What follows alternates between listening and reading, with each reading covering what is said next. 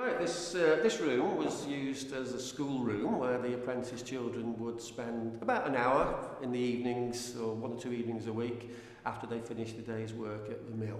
Now Samuel Gregg would bring the children here from the workhouse. They were known as pauper apprentices.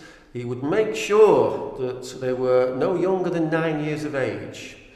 They would stay here for at least 7 years, usually though until they reached the age of 18. And on average, there would be about 90 children here, and generally more girls than boys. Strangely, Samuel Gregg thought girls were better workers than boys. He also reckoned that they didn't cause him as much trouble.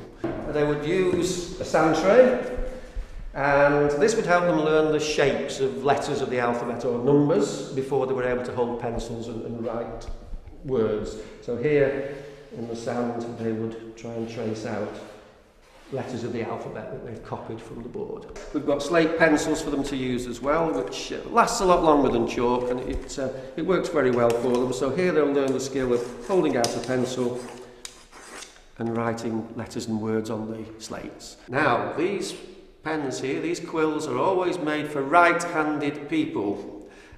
It wasn't allowed for them to use their left hand in those days. They thought it was evil, and the child would be doing the work of the devil if he uses his left hand. So all these pens were designed to be written using the right hand. So this is one of the rooms that might have been used as a punishment room. If anybody ever ran away, it was very serious. They had to be punished, and it could involve being locked in a room like this, a spare bedroom in the house, for a number of days. Provision was made for the sick children to be treated by Samuel Gregg's family doctor. A very, very popular form of purging was to bleed the patient, and for that they would often use leeches. The leeches we have here are actually used in hospitals even nowadays. Another form of purge was to use this horrible liquid, which is made by using a herb called wormwood with boiled vinegar. Now, they would give them this in order to make them be sick, another way of clearing out the badness from the stomach, expelling the morbid matter. The children here actually used to call this vomit tea. Now, they probably would have worked from about 6 o'clock in the morning. They had to work for at least 12 hours a day. It was usually about 7 o'clock when they finished the day's work. Then there may be school lessons, they may have to eat.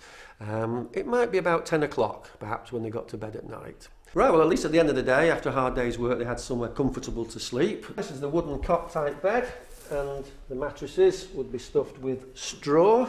And then once a year, they would actually change the straw, so they would have to make do with that for about a year. Because they're locked in at night, they wouldn't be able to get out to the privy if they needed to use a toilet, so they would provide buckets or pots for them. Now, they had to share these, something like 1 between 10.